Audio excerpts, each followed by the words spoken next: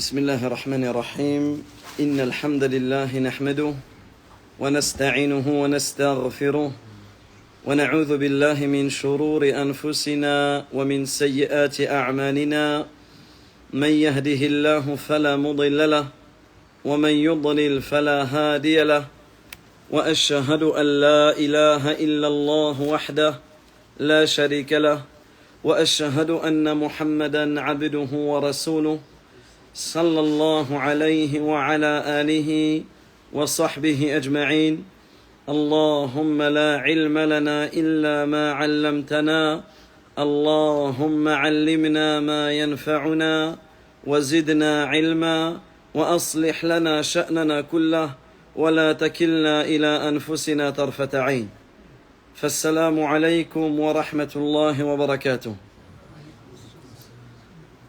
الحمد لله حمدا كثيرا طيبا مباركا فيه كما يحب ربنا ويرضاه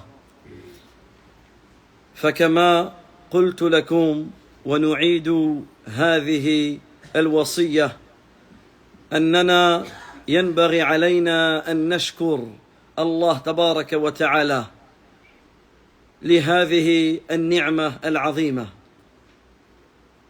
قد صلينا صلاة المغرب وننتظر صلاة العشاء فما زلنا في الصلاة.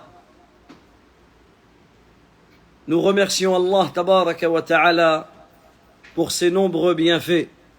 Et parmi les grands bienfaits d'Allah tabaraka wa ta'ala sur nous, c'est le fait qu'il nous a permis de prier ensemble la prière du Maghrib.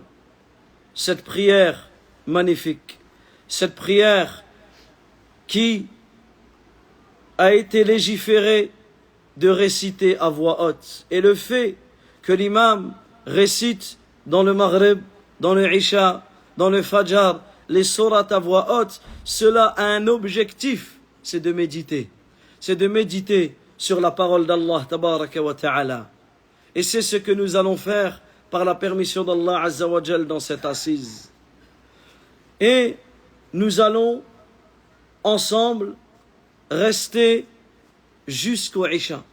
C'est-à-dire que notre intention c'est d'attendre la prochaine prière. Et celui qui prie une prière et qui attend la prochaine prière ne cesse d'être en prière. Donc ici regardez le bienfait d'Allah tabaraka wa ta'ala sur nous. De plus, nous sommes dans une maison, parmi les maisons d'Allah tabaraka wa ta'ala. Et le prophète sallallahu alayhi wa sallam, comme nous avons cité le hadith auparavant, où il dit « Majtama'a qawmun fi baytin min buyutillahi tabaraka wa ta'ala » Il n'y a pas un groupe de personnes qui se réunissent dans une maison parmi les maisons d'Allah Azza wa Jal, yatluna kitab Allah wa yatadarasuna fima baynahum, en lisant le livre d'Allah, en l'étudiant entre eux, illa nazalat alayhimus sakina, sans que la sérénité ne descende sur eux, wa ghashiyatuhumur rahma, sans que la miséricorde ne les enveloppe, wa haffathumul malaika, sans que les anges ne les encerclent de leurs ailes, wa dhakarahumullahu fi man indah, et sans qu'Allah tabaraka wa ta'ala ne les évoque en bien. Tout à l'heure, dans la première conférence, on a abordé très brièvement les 3 premières phrases de ce hadith. À présent, j'aimerais que l'on s'arrête sur la dernière phrase, où le prophète sallallahu alayhi wa sallam il dit « Wa dhakarahumullah fi man indah ». Le prophète alayhi salatu wa sallam, il nous informe que ceux qui sont assis dans la mosquée pour étudier, pour apprendre le Coran et la science religieuse, Allah tabaraka wa ta'ala, Allah azza wa jal, wa dhakarahumullahu fi man indah, Allah azza wa jal les évoque auprès de ceux qui sont auprès de lui, qui sont les anges. Subhanallah, regarde ce bienfait. Toi, qui es dans la mosquée, Allah tabaraka wa ta'ala va évoquer ton nom en bien à ses anges. Quel mérite, quelle faveur, quel bienfait. Et un jour, Muawiyah, radiyallahu anhu, il rapporte qu'il était avec les compagnons du prophète, sallallahu alayhi wa sallam, dans la mosquée. Ils étaient dans la mosquée. Alors le prophète, alayhi salatu wa sallam, il est sorti vers eux. Le prophète, alayhi salatu wa sallam, il est sorti vers eux et qu'est-ce qu'il leur a dit? Il leur a dit, ma ajlasakum. Quel est le but? Quelle est la chose pour laquelle vous vous êtes assis? Quelle est la chose pour laquelle vous vous êtes réunis à la mosquée? Alors ils ont dit, Jalasna, nadhkurullah. On est assis afin de se rappeler d'Allah Azza wa Jal. Wa nahmaduhu. Et nous lui faisons les éloges, ala ma hadana, sur le fait qu'il nous ait guidés. L'islam, wa manna bihi alayna. On fait les éloges auprès d'Allah Azza wa Jal. On le remercie sur le fait qu'il nous ait guidés vers l'islam, sur les bienfaits qu'il nous a octroyés. Alors le prophète sallallahu alayhi wa sallam de dire, Allahi ma ajlasakum illa dhalik. Le prophète sallallahu alayhi wa sallam, il leur a demandé de jurer. Jurez par Allah. Est-ce véritablement pour Allah que vous vous êtes assis que pour lui? Alors les compagnons ont dit, Wallahi ya Rasulallah, nous jurons par Allah Azza wa Jal, au messager d'Allah, sallallahu alayhi wa sallam, que c'est pour lui, c'est pour Allah Azza wa Jal que nous nous sommes assis, c'est pour nous rappeler de la religion, c'est pour se souvenir du bienfait de l'islam sur nous. Alors le prophète alayhi salatu wa sallam, il dit, Ama inni lam astahlifkum tuhmatan lakum. Il dit, je ne vous ai pas demandé de jurer parce que je vous accuse de quoi que ce soit. Il dit, walakinnahu atani Jibril. Il dit, mais l'ange Jibril alayhi salam est venu me voir. Fa akhbarani anna Allah azza wa jal yubahi bikumul malaika. Il dit, mais l'ange Jibril alayhi salam, il est venu. L'ange Jibril, il est venu me voir en me disant qu'Allah Azza wa Jal se vante de vous auprès de ses anges. Subhanallah. Le fait de s'asseoir dans une maison parmi les maisons d'Allah, le fait d'étudier la science comme nous sommes en train de le faire, c'est une cause pour le fait qu'Allah tabaraka wa ta'ala se vante de nous à ses anges. Wa nas'alullah min fadlih, et on demande à Allah tabaraka wa ta'ala ses grâces. Amin. Ah.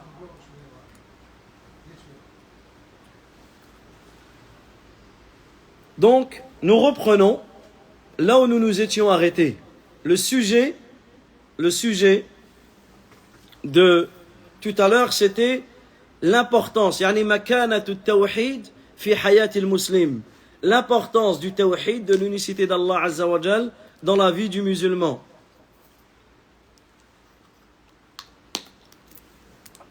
Et il nous restait un point que l'on a laissé pour cette conférence. C'est que le tawhid, l'unicité d'Allah tabaraka wa ta'ala, va être utile pour celui qui la pratique, pour celui qui la concrétise, pour celui qui apprend l'unicité d'Allah, pour celui qui comprend l'unicité d'Allah, pour celui qui applique l'unicité d'Allah, pour celui qui concrétise l'unicité d'Allah Azza wa Jal, ça va lui être utile jusqu'à sa mort. Et le prophète sallallahu alayhi wa sallam, il dit, akthiru dhikra hadhi min ladhat, yani al-maut. Multipliez le rappel de la destructrice des plaisirs qui est la mort. Multipliez le rappel de la destructrice des plaisirs qui est la mort. Et ici, il est important de comprendre le lien entre l'unicité d'Allah Azza wa Jal et la mort de tes proches, et également et ta mort. Commençons par la mort de tes proches. Le prophète sallallahu alayhi wa sallam, il dit, innama sabru li sadmatil oula. Un jour, le prophète alayhi salatu wa salam est passé près d'une tombe et il a vu une femme en train de pleurer. Alors le prophète alayhi salatu wa salam de lui recommander as-sabr, la patience. Et cette femme, elle ne savait pas à qui elle s'adressait. Alors elle a réfuté le prophète alayhi salatu wa salam en lui disant: tu ne sais pas ce que j'ai vécu, tu ne sais pas la tristesse que j'ai, etc. Alors le prophète alayhi salatu wa salam est parti. Et ils lui ont dit: tu sais à qui tu viens de répondre, tu sais à qui tu viens de réfuter les propos, c'était le messager d'Allah. Alors elle est partie pour s'excuser, etc. Et le prophète alayhi salatu wa salam, il a dit: innama sabru li sadmatil ula. Certes, la patience, elle arrive au premier choc. Et en réalité, pour pouvoir patienter, parce que la patience est un acte du cœur, pour pouvoir patienter, il faut que tu connaisses Allah tabaraka wa ta'ala. Il faut que tu connaisses le prophète sallallahu alayhi wa sallam. Il faut que tu connaisses l'islam. Pour pouvoir patienter à ce moment-là, tu as besoin de connaître ton Seigneur subhanahu wa ta'ala. Et les versets que l'on a entendus dans Salat al-Maghrib viennent nous affirmer cela. Qu'est-ce qu'Allah tabaraka wa ta'ala il dit? Wa bashiri as-sabirin. Et fait la bonne annonce à ceux qui patientent. Alladhina idha asabathum musibah. Ceux qui, lorsqu'ils sont atteints par un malheur, ici Allah Azza wa Jalla a appelé la mort al-musiba. Qu'est-ce qu'ils disent? Ceux qui sont atteints par la mort d'un de leurs proches, le jour où on vient te voir, on toque chez toi, tu ouvres la porte et tu vois la police, ou tu vois des personnes que tu te dis mais c'est pas normal qu'ils sont chez moi, et qui viennent t'annoncer la mort de ton enfant, et qui viennent t'annoncer la mort de ton parent, ou que tu reçois un coup de téléphone, et ne serait-ce qu'en regardant ce coup de téléphone, tu te dis c'est pas normal que cette personne m'appelle à ce moment-là. Et quand tu décroches le téléphone, et que tu sens que ton interlocuteur est hésitant, il ne sait pas comment t'annoncer quelque chose, et tu lui dis qu'est-ce qui se passe, tu sens, tu ressens, et là on t'annonce la mort de ton père, on t'annonce la mort de ta mère, on t'annonce la mort de ton épouse ou de l'époux pour la femme. À ce moment-là, cette fraction de seconde où tu reçois ce choc, innama sabru li sadmatil ula, la patience elle arrive au premier choc. Celui qui n'a pas de tawhid, celui qui est faible dans sa foi, il va se lamenter, il va hurler, il va se mettre dans des états où il va dire des choses, il va faire des choses qui ne conviennent pas. Mais celui qui a vécu avec le tawhid, celui qui a vécu avec l'unicité d'Allah tabaraka wa ta'ala, celui qui a pris l'importance du tawhid dans sa vie, celui et celle dont le cœur est rempli de l'unicité d'Allah tabaraka wa ta'ala, qalu inna lillah wa inna ilayhi raji'un. Qu'est-ce qu'ils diront? Ils diront inna lillah, nous appartenons à Allah. Wa inna ilayhi raji'un, et c'est vers lui que nous retournerons. Subhanallah. Celui qui dit cette parole, à ce moment-là, qu'est-ce qu'Allah tabaraka wa ta'ala dit? Ulaika alayhim salawatum min rabbihim wa rahmah wa ulaika humul muhtadun. Ihtida, salawat, rahmah wa ihtida. Regardez les trois récompenses de celui ou celle qui dit cette parole. Ceux-là auront les prières de la part de son Seigneur. Salawatun min rabbihim, les prières de la part d'Allah, c'est-à-dire qu'Allah tabaraka wa ta'ala va t'évoquer en bien. Wa rahmah, la miséricorde d'Allah azza wa jal. Wa ulaika humul muhtadun, et ils sont les bien guidés. Ils sont les bien guidés.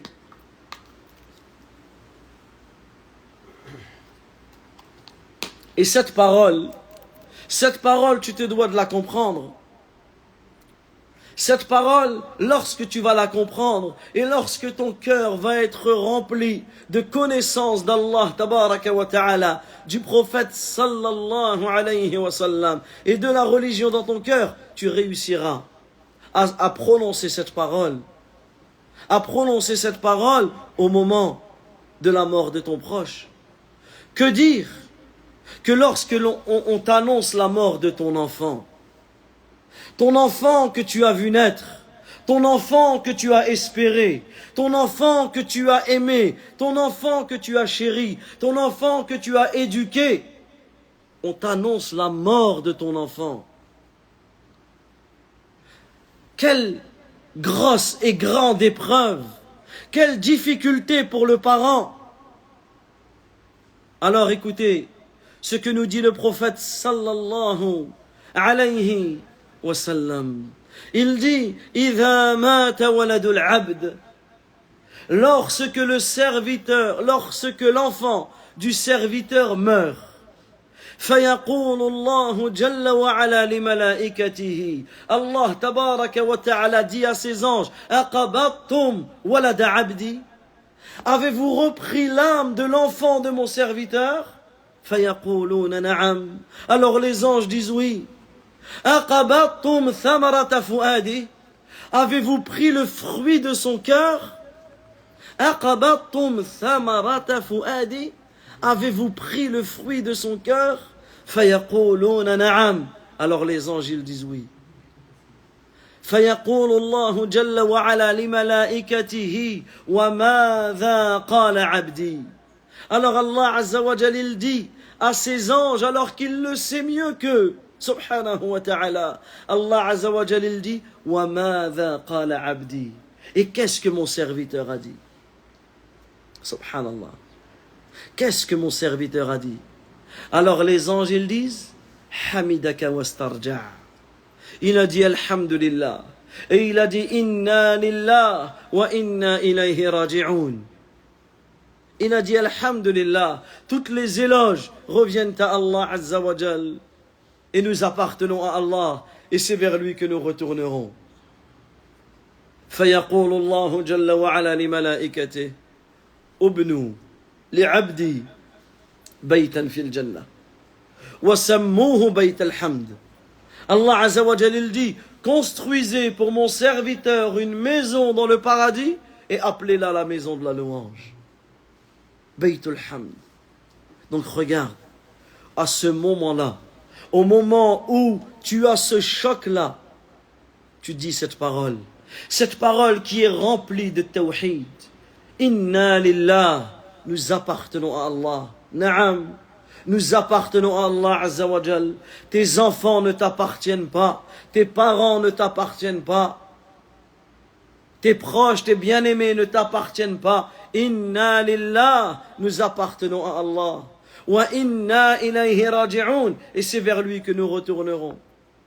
Un jour, Al-Fudayl ibn Iyad, rahmatullahi alayhi, qui faisait partie des plus grands savants parmi les tabi'in, parmi les suiveurs des compagnons. Al-Fudayl, radiyallahu an, il a voulu conseiller une personne. Il a vu un homme qui, d'apparence, n'était pas attaché à la religion. Il n'était pas accroché à la religion. Alors il lui a dit, Kam balagaka min as-sinin, quel âge as-tu? Et l'homme il lui a dit, j'ai dépassé 60 ans. Alors il lui dit, ne sais-tu pas que tu es annaka fi tariq, que tu es sur un chemin et que tu es plus proche de la fin que de son début, puisque le prophète alayhi salatu wa sallam il dit a'maru ummati bayna 60 wa 70, l'âge de ma communauté c'est entre 60 et 70 ans. Bien sûr il y en a qui mourront avant, il y en a qui mourront après, mais d'une manière générale l'âge de la communauté du prophète sallallahu alayhi wa sallam bayna 60 wa 70. Donc il voit cet homme arrivé à cet âge-là et qui est encore loin de la religion. Il lui dit, ne sais-tu pas que tu es sur un chemin Et tu es plus proche de la fin du chemin que du début. Alors l'homme, qu'est-ce qu'il dit? Il dit Inna lillah. Nous appartenons à Allah. Wa inna ilayhi raji'un. Et c'est vers lui que nous retournerons. Et là, le Fudayl, il est choqué par sa parole. Qu'est-ce qui l'a choqué? Généralement, tu vas dire, c'est bien qu'il dit cette parole. Mais pourquoi il a été choqué par cette parole? Parce qu'il s'est dit, comment une personne qui est loin ou qui ne pratique pas la religion comme il le faut, prononce une telle parole? Parce qu'en réalité, le fait de la prononcer ne suffit pas. Il faut l'appliquer. Donc, El Fudayl, il a compris que cette personne n'a pas compris ce qu'il disait. Et là, on voit l'importance de comprendre les adhkar, les invocations que tu dis, les rappels que tu dis. C'est important de les comprendre. Alors, il lui dit, sais-tu ce que tu viens de dire? Il lui dit, oui. J'ai dit, inna lillah wa inna ilayhi raji'un. Il lui dit, est-ce que tu as compris ce que tu viens de dire? Il lui dit, ben explique-moi. Il lui a dit, quand tu as dit inna lillah, nous appartenons à Allah, ça veut dire quoi? Ça veut dire que nous sommes des esclaves d'Allah Azza wa Jal. Nous sommes des serviteurs d'Allah Azza wa Jal. Nous sommes humiliés, soumis à son ordre. Allah Azza wa Jal te donne un ordre, tu l'appliques. Il te donne un interdit, tu t'en écartes. Tu es soumis à Allah Tabaraka wa Ta'ala. Donc, si tu prends conscience de Inna lillah, nous appartenons à Allah Azza wa Jal, tu vas prendre conscience que tu te dois d'obéir à Allah et tu te dois de t'écarter de ses interdits. Et lorsque tu as dit wa inna ilayhi raji'un et que c'est vers lui que nous retournerons, tu vas prendre conscience qu'Allah Azza wa Jal va te faire mourir. Et si tu prends conscience qu'Allah te fait mourir, tu vas prendre conscience qu'Allah te fera ressusciter. Et si tu prends conscience qu'Allah te ressuscitera, tu vas prendre conscience qu'Allah Azza wa Jal t'interrogera. Et si tu sais qu'Allah va t'interroger, ben prépare les réponses. Prépare les réponses. Si tu sais que tu vas retourner vers Allah, Allah il va t'interroger. Dès maintenant, tu dois préparer les réponses. Alors l'homme, il a commencé à comprendre. L'homme, il a commencé à revenir vers Allah Azza wa Jal. Alors il lui a dit, Melhila, quelle est la solution? J'ai passé 60 années de ma vie dans le haram. Qu'est-ce que je dois faire? Il lui a dit, Al-hilatu yasira. Il lui a dit, la solution, elle est très simple. Ahsin fima baqi, yughfar laka qad mada. Fais du bien dans ce qui te reste à vivre. Fais du bien dans ce qui te reste à vivre, on te pardonnera ce que tu as passé, ce que tu as fait. Allahu Akbar. Mais si tu ne fais pas du bien dans ce qui te reste à vivre, on t'interrogera sur ce qui s'est passé et sur ce qui va se passer. Regarde cette parole magnifique. Et également, il y a un hadith comme cela. Celui qui fait du bien, man ahsana fima baqi, celui qui fait du bien dans ce qui lui reste à vivre, on lui pardonnera le passé. Mais celui qui fait du mal dans ce qu'il reste à vivre, il sera interrogé sur les deux.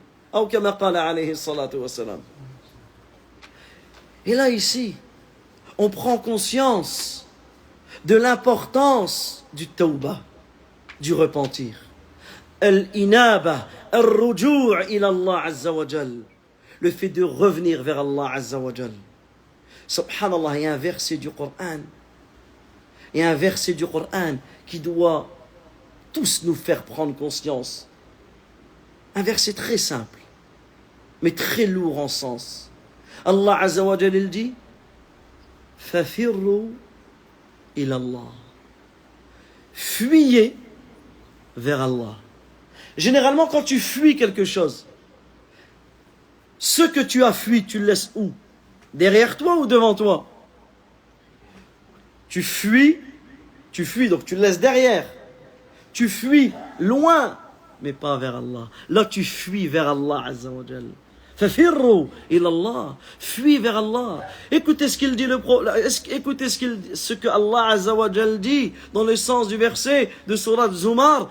قل يا عبادي الذين أسرفوا على أنفسهم Dis, ô mes serviteurs qui ont commis des excès à leur propre détriment, la taqnatu min rahmatillah, ne désespérez pas de la miséricorde d'Allah. Inna Allah yaghfiru dhunuba jami'a. Certes, Allah Azza wa Jal pardonne tous les péchés. Innahu huwal ghafurur rahim.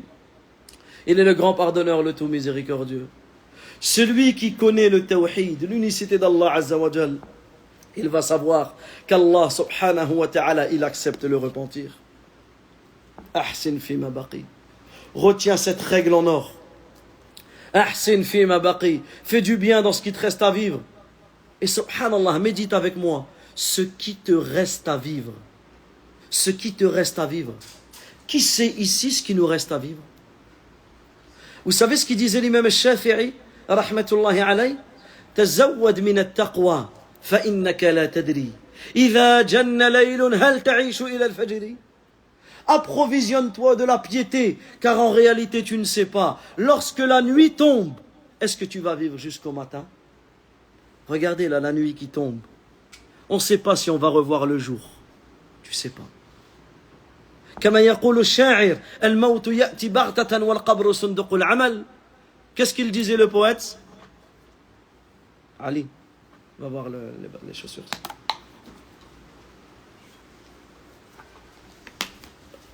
Qu'est-ce qu'il disait le poète? Il disait الموت يأتي بغتة والقبر صندوق العمل. La mort arrive sans prévenir. La mort arrive sans prévenir. Et la tombe, c'est la boîte de tes actions. La tombe, c'est la boîte de tes actions. Qu'est-ce que ça veut dire ça? El-mawtu ya'ti barta. La mort arrive sans prévenir.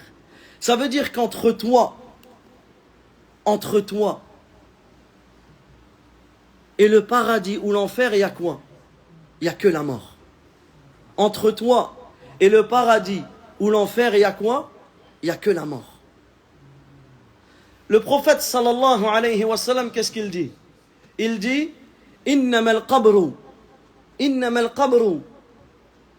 روضة من رياض الجنة أو حفرة من حفر النار. إنما القبر روضة من رياض الجنة أو حفرة من حفر النار. Certes, la tombe, c'est un jardin parmi les jardins du paradis ou un trou parmi les trous de l'enfer. Subhanallah. مر النبي صلى الله عليه وسلم يوم من الأيام مر بقبر. Le prophète sallallahu alayhi wa sallam, un jour, il est passé par une tombe. وتأملوا بارك الله فيكم لهذا الحديث. مر النبي عليه الصلاة والسلام بقبر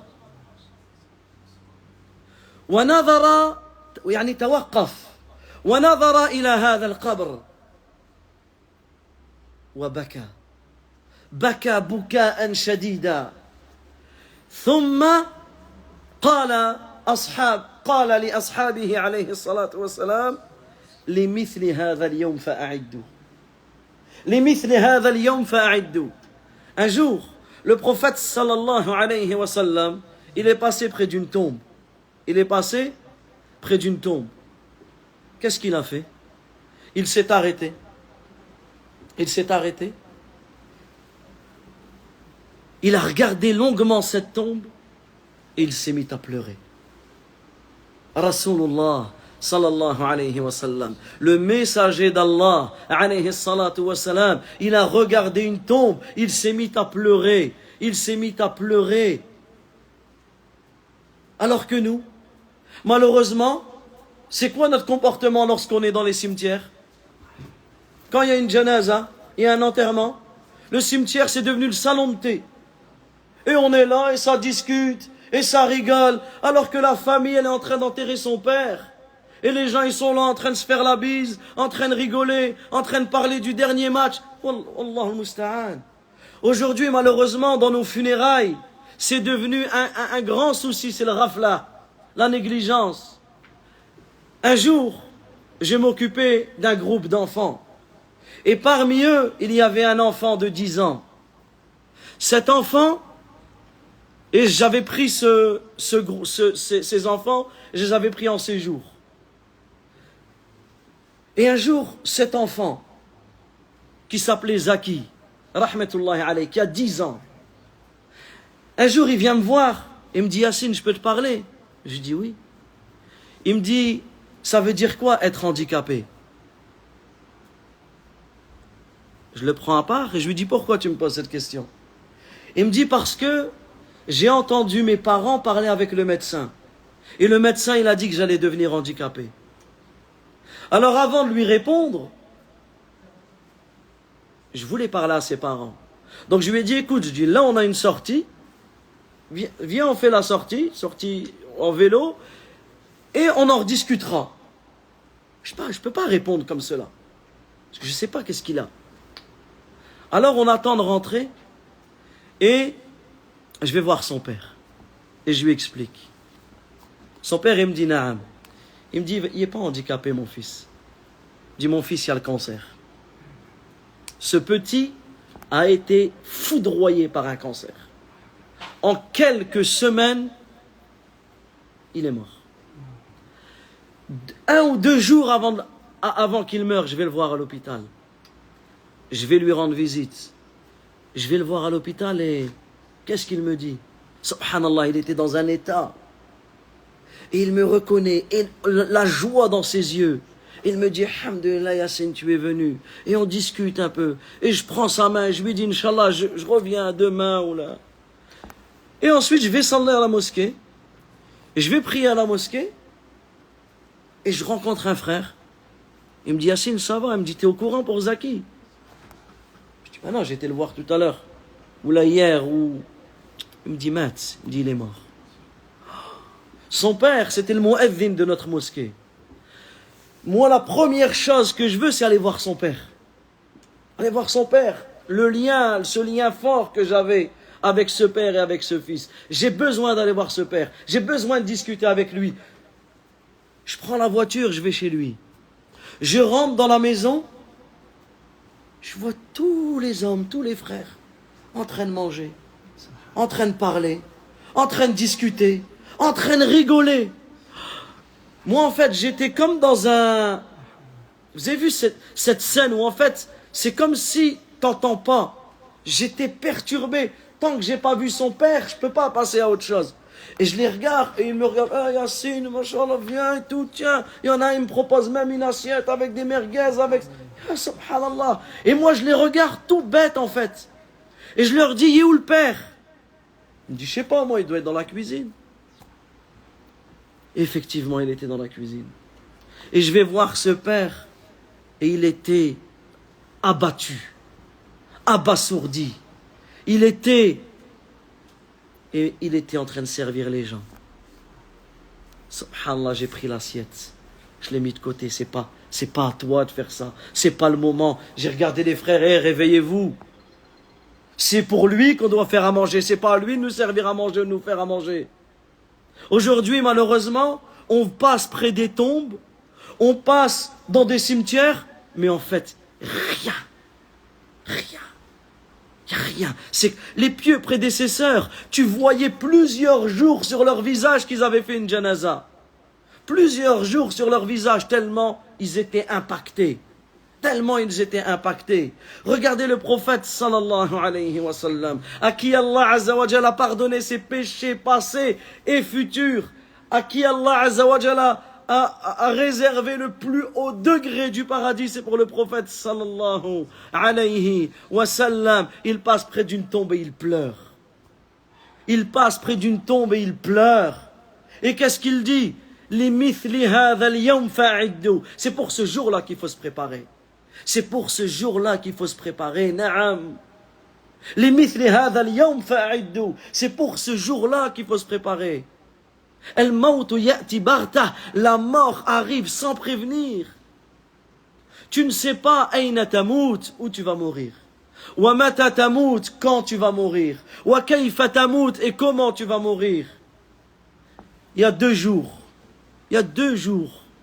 je reçois le message d'un frère. Il m'envoie un message. Vous savez c'est quoi ce message? Un message qui m'a scotché.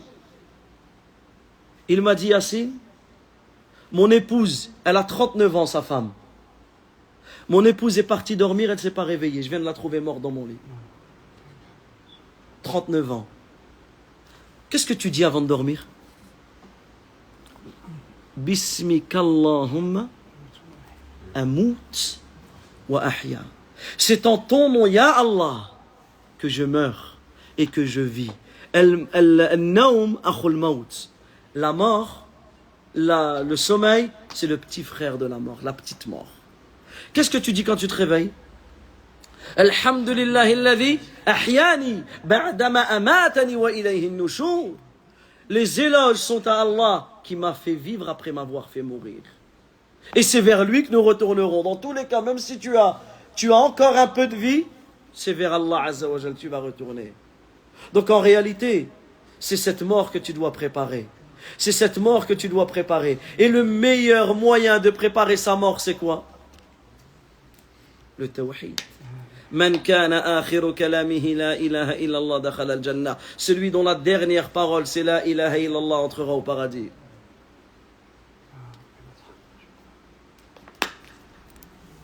Ahsin fi ma baqi. Fais du bien dans ce qui te reste à vivre. Un jour, dans la mosquée où j'habite, on avait un frère, comme dans malheureusement toutes les villes, et c'est un fléau dans le monde entier, qui était toxicomane. Vous avez vu le junkie du quartier, il y en a toujours dans les quartiers où tu le vois, voilà, plus personne ne le prend au sérieux. Et un jour, il rentre dans la mosquée. Il rentre dans la mosquée et il vient voir les frères et il nous dit, je me sens bien ici. Je me sens bien à la mosquée. Le seul endroit où il arrivait à ne plus prendre de drogue, c'était quand il restait à la mosquée. Et alhamdulillah, on avait une mosquée qui était ouverte du matin au soir. Alors il restait à la mosquée du matin au soir. J'ai encore son souvenir. Il prenait la citadelle du musulman, Husn Muslim, et il essayait d'apprendre des invocations. Il allait voir les frères à la mosquée. Alors t'en as, ils étaient en train de lire, il regardait derrière de dire, ah, tu me déranges. Et lui, il allait les voir. Tu vois un petit peu la scène. Il allait le voir, il dit, s'il te plaît, comment on dit ce mot, etc. Il restait quelques jours à la mosquée. Mat. Et il est mort. Quelques jours après, il est mort. Ahsin fi ma baqi. Fais du bien dans ce qui te reste à vivre. Yughfar laka ma qad mada. Tout ce que tu as fait sera pardonné. Inna Allah yaghfiru dhunuba jami'a. Certes, Allah Azza wa Jal pardonne tous les péchés. Un jour aussi, je vais dans une mosquée, une autre mosquée, et je rencontre un frère. Vous avez vu le genre de frère? Il y a comme des tocs. Et en fait, il fait des fixettes sur des points. Et je sais plus, il fait une fixette sur le califat de Omar ibn al-Khattab. Je pense qu'il avait dû regarder une série ou un film dessus. Et il fait une fixette sur le califat de Omar ibn al-Khattab. Et il vient à la mosquée et il nous parle de... Et un frère, il prend dans un coin. Il lui dit, Akhi, est-ce que tu pries? Tu fais tes 5 prières? Il lui dit non. Il lui dit, avant de penser à ces sujets politiques, au sujet du califat, à ces grandes histoires, il lui dit, pense à ta prière. Il y a la nasiha du frère. Il lui a parlé de la prière. Et il a commencé à lui parler de la prière, à tel point que le frère a fait une fixette sur la prière. Tellement il a fait une fixette sur la prière, il était là aux 5 prières tous les jours. Il a abandonné tout ce qu'il faisait et il était là à la prière, à la mosquée, à la mosquée, à la mosquée. Quelques semaines après, il est tombé des escaliers, il est mort. Il est tombé des escaliers. Combien de fois tu descends les escaliers dans ta journée? Il est tombé des escaliers, il est mort. Regarde, subhanallah. Naam. Ahsin fi ma baqi. Il y a même un hadith comme ça, où un homme, il était sur sa chamelle. Un homme, il était sur sa chamelle. Et le prophète, sallallahu alayhi wa sallam, il lui dit, est-ce que tu attestes qu'il n'y a aucune divinité qui mérite d'être adorée? Il lui explique l'islam. Lui, il est sur sa chamelle. Il lui dit quoi? Aqrart. J'accepte. sa chamelle, elle trébuche, il tombe, il meurt. Il y a quoi de l'islam si ce n'est que quelques secondes? Si ce n'est qu'une parole, aqrart, j'atteste, je confirme. Qu'est-ce qu'il a dit le prophète sallallahu alayhi wa sallam à ses compagnons? Qumu li akhikum. Levez-vous, allez laver, allez prier sur votre frère. Regarde, subhanallah, ahsin fi ma baqi. C'est pour cela que l'appel au tawhid, l'appel à l'unicité d'Allah, l'appel à l'adoration d'Allah Azza wa Jal seul sans rien lui associer, l'appel au repentir, ça, c'est ça qu'on a besoin pour faire revivre nos cœurs.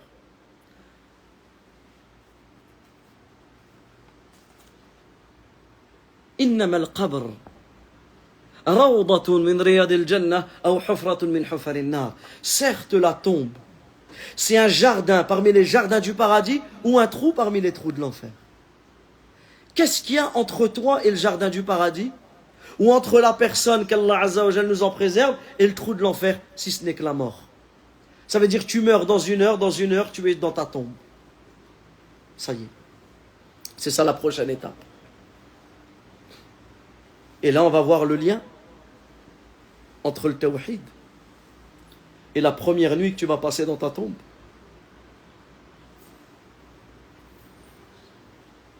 Un jour, le prophète sallallahu alayhi wa sallam, il était au cimetière du Baqi' al-Gharqad, le cimetière des gens de Médine. Et il attendait la janaza d'un homme des Ansar qui était mort, qu'il arrivait pour l'enterrer. Et il avait dans ses mains un bâton. Et il a commencé à gratter la terre.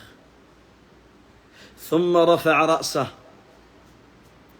ونظر إلى أصحابه عليه الصلاة والسلام وماذا قال لهم استعيذوا بالله من عذاب القبر استعيذوا بالله من عذاب القبر مرة أو ثلاث. Le prophète عليه الصلاة والسلام, il a levé sa tête vers le ciel. Ensuite, il a regardé ses compagnons. Qu'est-ce qu'il leur a dit? Recherchez la protection auprès d'Allah contre le châtiment de la tombe. Recherchez la protection auprès d'Allah contre le châtiment de la tombe. À 2 ou à 3 reprises. Et ensuite, le prophète, alayhi salatu wa sallam, il dit إنما العبد المؤمن إذا كان في انقطاع من الدنيا وإقبال من الآخرة نزل إليه ملائكة من السماء بيض الوجوه كأن وجوههم الشمس. الحديث والحديث الطويل الحديث رواه البراء ibn Azib. Dans un long hadith que Al-Bara ibn Azib radiyallahu anhu a rapporté, le prophète sallallahu alayhi wa sallam, il nous décrit la situation de la personne au moment de sa mort. La situation de la personne au moment de sa mort. Et là tu vas voir qu'est-ce qui fait la différence entre les deux. C'est le tawhid. Celui qui a été croyant, celui qui a adoré Allah Azza wa Jal seul, sans rien lui associer. Et souvenez-vous, tout à l'heure, on a dit c'est quoi la définition du tawhid? Al-imanu biwahdaniyatillah. C'est la foi en l'unicité d'Allah, fi uluhiyati, dans son adoration, dans sa divinité, wa rububiyati, dans sa seigneurie, wa asma'i wa sifatihi, et dans ses noms et dans ses attributs. Le fait d'affirmer qu'Allah tabaraka wa ta'ala, le fait de croire, d'appliquer l'unicité d'Allah Azza wa Jal dans ces 3 catégories de tawhid. Et le shirk, c'est quoi le shirk?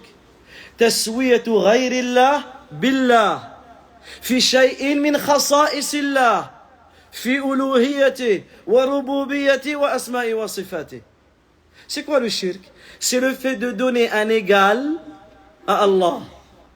C'est le fait de donner un égal à Allah Azza wa Jal. C'est le fait de mettre à égal un autre qu'Allah à Allah, dans une spécificité qui revient à Allah Azza wa Jal, dans son adoration, dans sa seigneurie ou dans ses noms et dans ses attributs. Ben ici, comme Allah Azza wa Jal, il dit fariqun fil jannah wa fariqun fis sa'ir. Un groupe ira au paradis, un groupe ira en enfer. Qu'est-ce qui fait la différence? Si ce n'est l'unicité d'Allah Azza wa Jal, si ce n'est le tawhid.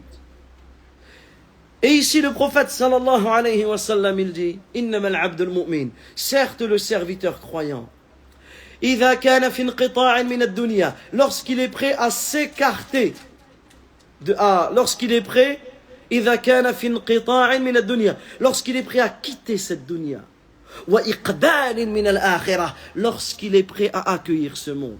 Subhanallah, médite avec moi, barakallahu fik.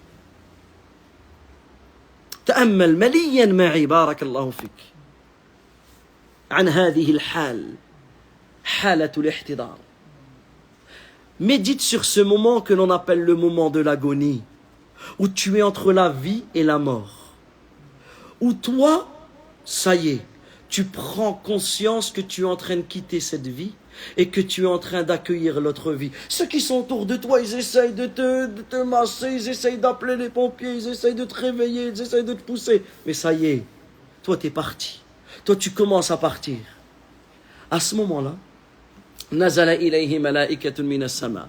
Vous savez ce qui se passe à ce moment-là? Des anges du ciel y descendent.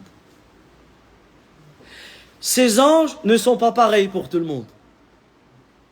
Pour le muwahhid, pour celui qui a appliqué le tawhid, qui est mort sur le tawhid, qu'est-ce qui va se passer pour celui-là? Les anges qui descendent, ils ont un visage illuminé.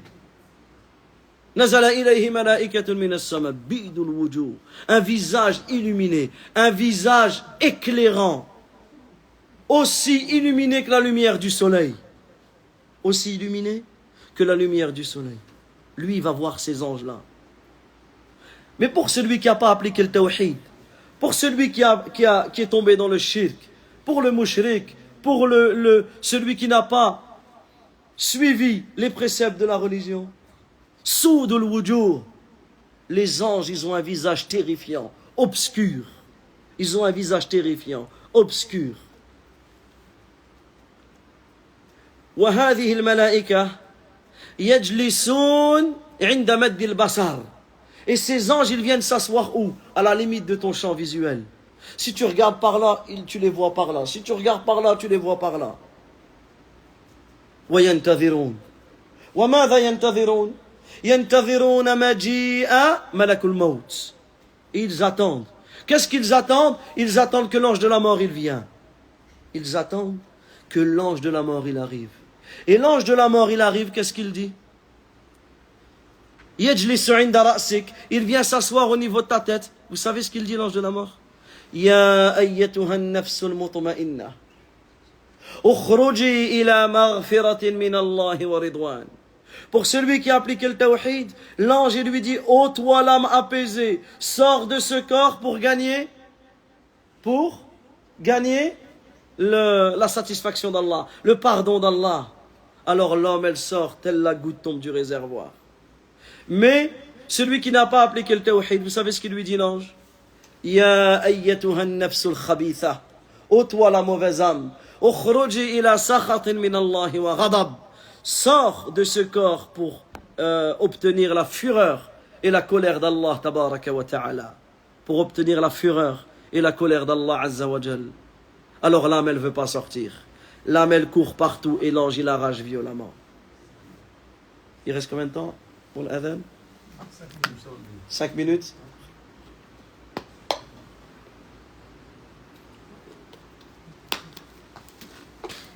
Ensuite, tu vas être introduit dans ta tombe.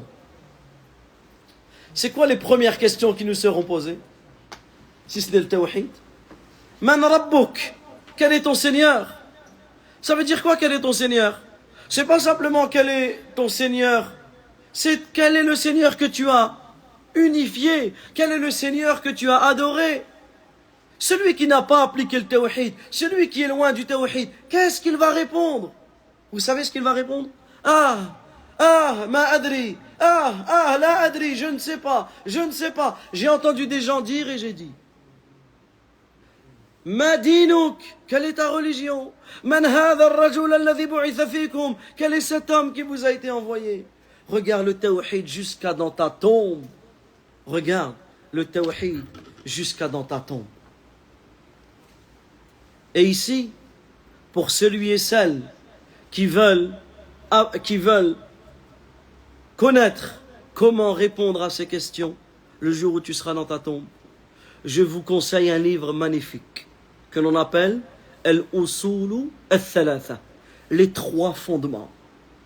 Un livre que tout le monde doit avoir, un livre que tout le monde doit offrir, un livre à lire et à relire, à méditer, à appliquer. Il est traduit en français, il est traduit dans quasiment toutes les langues. Un livre que chacun doit avoir. Al-Usulu al-Thalatha, les 3 fondements de Mohammed ibn Abdul Wahhab rahmatullahi alayhi. Commandez ce livre, achetez ce livre, méditez sur ce livre, enseignez ce livre pour ceux qui en ont la capacité. Et ceux qui n'en ont pas la capacité, tu achètes ce livre et tu l'offres à l'imam. T'imagines? Tu achètes un livre que tu offres à un imam. Ben lui, il va l'enseigner à la mosquée, toi tu auras la récompense de son enseignement. Regarde.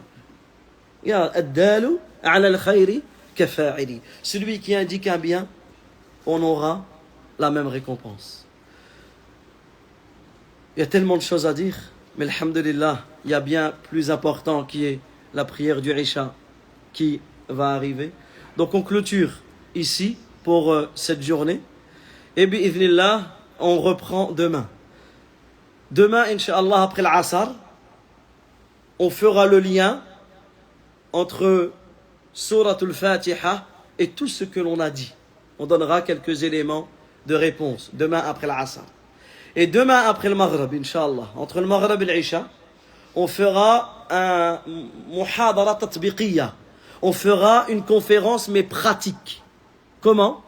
Tout à l'heure, on a dit que le prophète sallallahu alayhi wa sallam, il a dit Akthiru dhikra hadhimi al-lazzat. Multipliez le rappel de la destructrice des plaisirs, qui est la mort. Alors demain, on va se rappeler de la mort en manière pratique, c'est-à-dire que je ramènerai tous les éléments que l'on utilise pour laver les morts, et on fera, Inch'Allah, une démonstration de lavage mortuaire. Il n'y aura pas de vraie mort, vous inquiétez pas. Hein? Mais vous allez voir comment on fait, parce que tu sais pas, un jour, tu vas peut-être laver ton père, la sœur va peut-être laver sa mère, tu vas être confronté à cette situation. Donc on fera, afin de se rappeler de la mort, une démonstration de lavage mortuaire. Donc n'hésitez pas à en parler à vos familles, à vos amis. N'hésitez pas à faire venir un maximum de personnes. Pourquoi? Pour qu'ils puissent voir la manière dont on lave les morts, pour qu'ils puissent apprendre et pour que l'on clôture ce séminaire par la croyance au jour dernier et la croyance au destin. Et bien sûr, on fera le lien entre cela. Wallahu ta'ala a'lam. Allahumma salli ala Muhammad wa ala ali Muhammad kama sallaita ala Ibrahim وعلى آل إبراهيم إنك حميد مجيد اللهم بارك على محمد وعلى آل محمد كما باركت على إبراهيم وعلى آل إبراهيم إنك حميد مجيد اللهم إنا نسألك بأسمائك الحسنى وصفاتك العليا أن تهدينا جميعا إلى صراطك المستقيم اللهم اهدنا إلى صراطك المستقيم اللهم اهدنا وسددنا اللهم اهدنا وسددنا اللهم إنا نعوذ برضاك من سخطك وبمعافاتك من عقوبتك ونعوذ بك منك لا نحصي ثناء عليك أنت كما أثنيت على نفسك اللهم إنا نسألك الجنة وما قرب إليها من قول أو عمل ونعوذ بك من النار وما قرب إليها من قول أو عمل اللهم إنا نسألك الفردوس الأعلى من الجنة برحمتك يا أرحم الراحمين يا أجود الأجودين يا رب العالمين اللهم أعتق رقابنا من النار اللهم أعتق رقابنا من النار اللهم أعتق رقابنا ورقاب آبائنا وأمهاتنا وإخواننا وذرياتنا وأزواجنا من النار اللهم إنا نسألك بأسمائك الحسنى وصفاتك العليا أن تهدينا وأن تجعلنا من المتقين وأن تتقبل منا ومنكم اللهم صل وسلم وبارك وأنعم على رسولنا الكريم محمد بن عبد الله صلوات الله وسلامه وبركاته عليه وآخر دعوانا أن الحمد لله رب العالمين وبارك الله فيكم والسلام عليكم ورحمة الله وبركاته